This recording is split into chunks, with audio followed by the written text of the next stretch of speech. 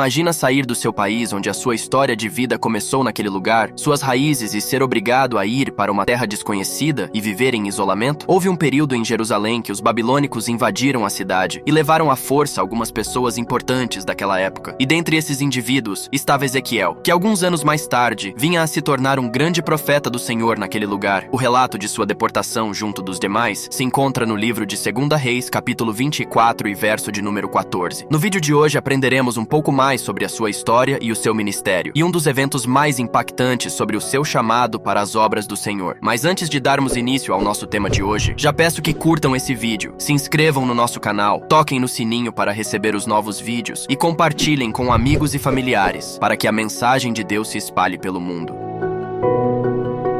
Ezequiel, ou o profeta Ezequiel, foi um dos homens levantados por Deus para profetizar em uma época difícil para o povo judeu durante o período de exílio na Babilônia. Ele foi um dos 3 profetas escritores no período do exílio, juntamente com Jeremias e Daniel. Assim como Daniel, que foi levado cativo e profetizava no palácio, Ezequiel profetizava para o povo e Jeremias ministrava em Judá para os que não haviam sido levados para o exílio. O nome Ezequiel tem o mesmo significado de Deus fortalece ou Deus torna forte. Ezequiel era filho de Buzi e pertencia à família sacerdotal, ou seja, ele era um sacerdote, como está descrito no livro de Ezequiel, capítulo 1 e verso de número 3, que nos diz: Veio expressamente a palavra do Senhor a Ezequiel, filho de Buzi, o sacerdote, na terra dos caldeus, junto ao rio Quebar, e ali esteve sobre ele a mão do Senhor. A Bíblia não relata muito sobre a vida e quem foi Ezequiel, apenas as informações que estão escritas no livro que leva o seu nome no Antigo Testamento. Ezequiel foi levado cativo para a Babilônia no ano 597 a.C., logo após Nabucodonosor